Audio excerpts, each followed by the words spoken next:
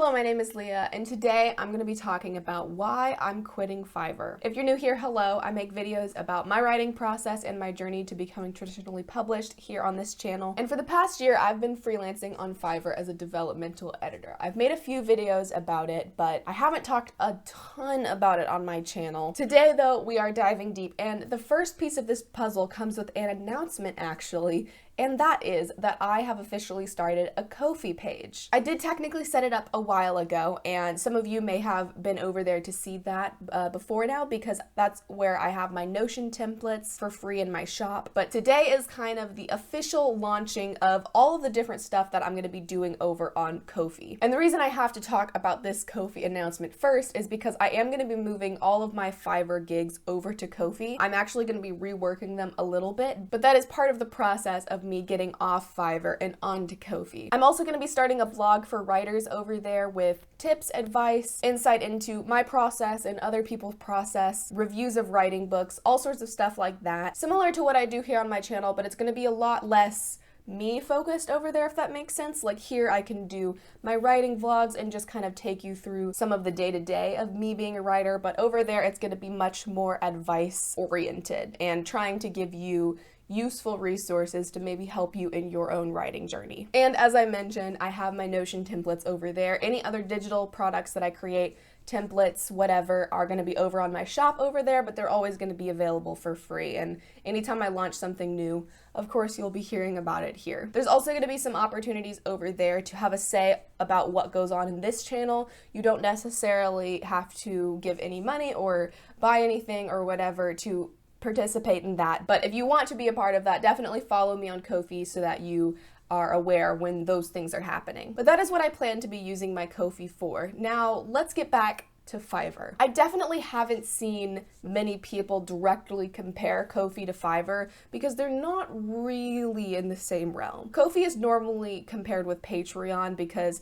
it really has to do with typically online content creators giving their viewers or their followers a way to support them monetarily or get access to exclusive content and stuff like that. Ko-fi does have a membership tier situation similar to what Patreon does. And whenever I kind of started looking into these programs, I was intrigued by Patreon. The problem is with Patreon, it sort of locks you into providing a certain amount of monthly content that you have to be making on a regular basis. You're promising something to your monthly subscribers and you have to deliver on that, especially because they're actually paying. On YouTube, I'm making this for free, but if I were to, say, have an extra video on a Patreon, people are paying me to see that video. I know a lot of people who have made their way over to Ko-fi talk about how it's better because it offers some of that flexibility. They do have the monthly subscriptions, but it's optional. You don't have to do it. Like, for example, I don't have monthly subscription tiers on my Ko-fi right now, but I like that it kind of has that option for me later down the road if that's something that I want to pursue. Patreon also takes, I think, 5 to 12% of the content creator's income, depending on which package you are a part of. But Ko-fi, on the other hand, takes 0% of any donations or shop sales that you get, and then it takes 5% of your commission and membership tier money. Only if you're a non-gold member, though. If you become a gold member, which I believe is about $6 a month, then they take 0% of everything. Which is where I will dive into probably one of my biggest frustrations with Fiverr, and that is that they take 20% of all sales on your site. And this includes tips. I can make a sale and they will give the buyer an option to leave me a tip at the end, but Fiverr will still take 20% of those tips before passing it along to me. So out of any money that I make on Fiverr, I only get to keep 80% of what the buyer is actually willing to pay for that service. They also will hold your money for, I believe it's 2 weeks before they release it to you. They call it processing, but I think it's really a matter of if there was some sort of complaint or dispute about the order itself, Fiverr has the money in hand still, so they could refund the buyer if something came up. Whereas if they immediately gave it to me, then they would have to come to me to get that money back, and it just adds an extra layer of potential disruption, I guess, on the buyer side of things. On the seller side of things, of course, that's the opposite. If a buyer comes up with a dispute and Fiverr sides with them, me as the seller is just kind of screwed at that point. This has not personally happened to me, so this is all anecdotal at least, but it's something that has made me nervous because Fiverr as a whole sort of promotes a culture of not valuing the sellers on the site very much. In their words, of course they do. In their emails that I've received on the website, of course all of their words are very seller oriented and meant to sort of come across as we're empowering you to do your freelance work and to do what you want to do on the internet and have control over your own schedule and all that kind of stuff. But in practice, it definitely felt to me like they were much more buyer oriented. They're wanting that money to come in, and they're much more concerned about that than taking care of the people who actually sell on the site. For example, the leveling requirements. There are a set of requirements that every seller has to reach in order to move up a level as a seller. What this level does is it essentially just gives you more reputability on the site. When a buyer sees that you're a level 1 or a level 2 seller, they can see, oh, they've been on the site for a while, they have plenty of satisfied customers, and they deliver their things on time and in good quality. So that means I can trust them and buy their service. So they're more likely to buy someone who's a level 1 or 2 seller versus someone who is not, probably. I think this is a great idea. I'm not against the leveling system. The problem for me came in where a few of the criteria don't particularly seem to have anything to do with me as the seller. For example, one of those is an income requirement. You have to make a certain amount on Fiverr before you can move up to the next level. Doesn't matter how many orders specifically you've done, whether you reach that in 5 orders or 50 orders, you have to make a certain amount of money, which again kind of points back to the whole they want to incentivize money coming in. It's a business. I get it. I understand. That's just one element. Another element of this is response time. And again, it's one of those things that makes sense, but in practice, it was just very frustrating to deal with. You're supposed to keep a rate of 90% of the time you are responding within 1 hour of a person messaging you on Fiverr. In my experience, this included the time that I was sleeping. If I was asleep and someone messaged me at 2 a.m., not responding to them within an hour would count against me. I don't think this is meant to be the case, but in practice, that's what the software did to me on my numbers. Similarly, if I put myself out of office, it's supposed to not count the messages that I'm getting against me, but it would count the messages that I was getting against me because I wasn't responding. And when I'm out of office, I actually wasn't getting the messages at all because it basically just like shuts my shop down temporarily.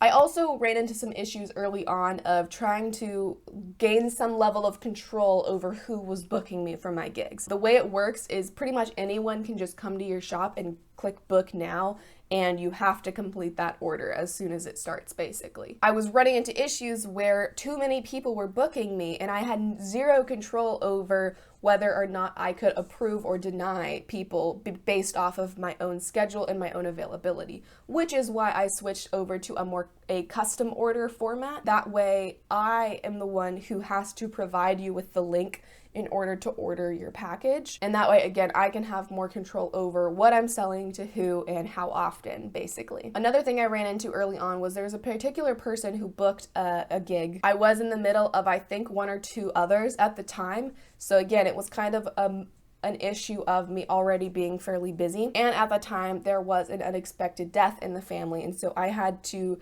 sort of drop some of what I was doing in order to go to that funeral. There's a resolution center on Fiverr where you can go if something comes up with the order. And I, as the seller, had to initiate that, of course, because, you know, it was on my end that things came up. I went to the resolution center and filled it out in the way that reflected what the issue was. There was no issue with the buyer. There was no issue with me. It was just like an emergency came up, and I think that was one of the options. I filled it out. The first not great thing about that was the buyer had to actually agree to it. So if the buyer didn't agree to canceling the order, I'm pretty sure I still would have been on the hook for that order, regardless of what I wanted to do. The second thing was, after the buyer agreed to it and the order was canceled, that canceled order was put on my record, and it took me a long time to get my successful sale rate up again. I had to complete a certain amount of orders in order to, you know, get those seller requirements back up so that my stats on my page were good and so that I could continue to progress to becoming a level 1 seller. I think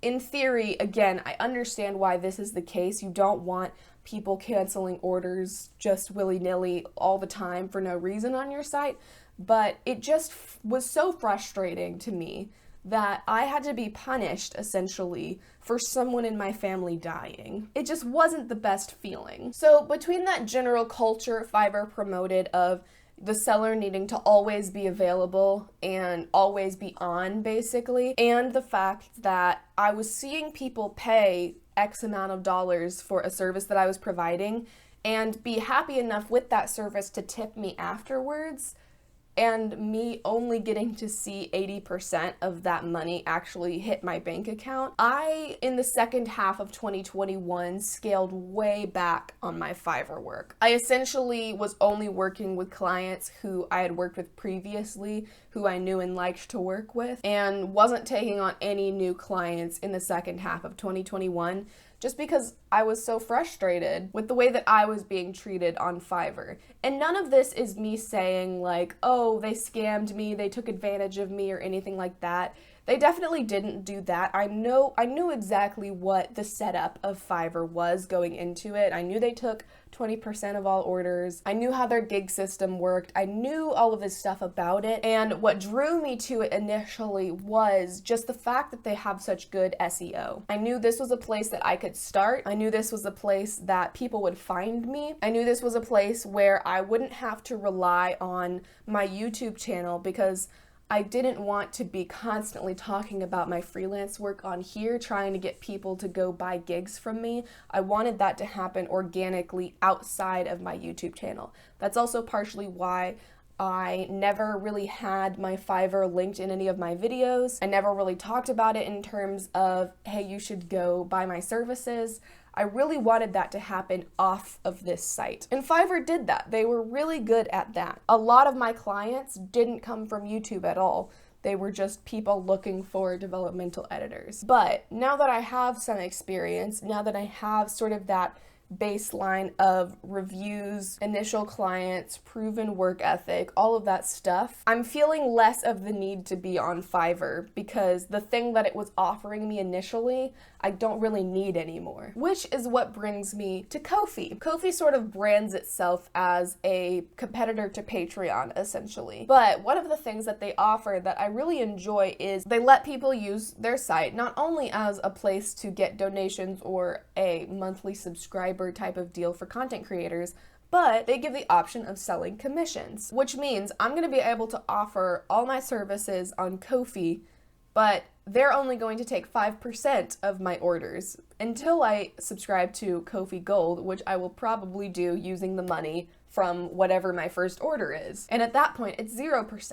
I get to keep all of the money that people are willing to pay me. They don't hold it for 2 weeks. As soon as the buyer pays, it's sent directly to my PayPal. And even though it's not set up in the same way Fiverr is, to where I can't really offer custom orders in the same way that I could over there, even though I don't have that like channel of control over my work, I do have much more control on Ko-fi about refunds and not being punished for giving refunds. So I have a lot more flexibility with that. They encourage all people who sell on commissions to have some sort of refund policy that you're communicating to your buyers as well, just so everyone's clear and everyone's on the same page, and that's in writing, you know, in the agreement. But that allows me to offer partial refunds or full refunds and kind of set some parameters on how I want to go about that in a way that protects both me and the buyer. The biggest thing that I'm worried about in switching from Fiverr to Ko-fi is that I'm losing that searchability, that SEO. It's going to be much more difficult for me now, I think, to draw in new customers. And I'm also losing some of my reputability from Fiverr, because I was a level 1 seller there.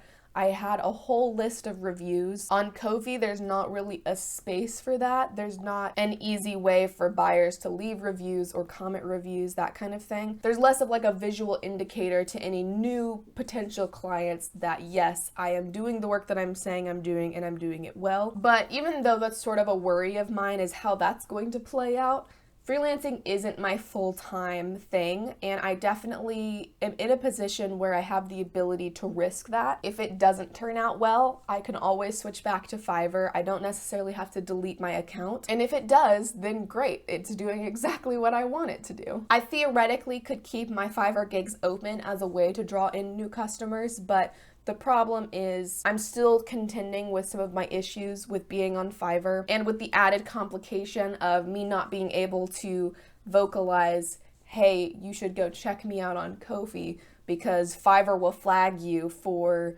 mentioning any other site or prompting anyone to leave the Fiverr website in general. They want customers to stay on Fiverr, and so sellers, again, that's another thing. Sellers are penalized for promoting their website or their social media or their anything else because, again, it's pulling people off of Fiverr to a potential other place where they could go spend their money. But that is a general overview of my issues with Fiverr and why I've decided to switch my freelance work over onto Ko-fi. Like I said, the link to my Ko-fi page will be down below if you want to support me, read my blog for writers, order any commissions, or check out my shop of free Notion templates. I would love to hear from you if there's any specific content from me that you'd like to see over there in blog form. I really want to make my Ko-fi a place that's providing value for people, so hearing what you want to see will definitely help me do that. If you have any other questions about Ko-fi or my experience with Fiverr, I would be happy to answer those in the comments below. But for now, that's all I had for today. Thank you so much for watching, and I will see you again soon. Bye!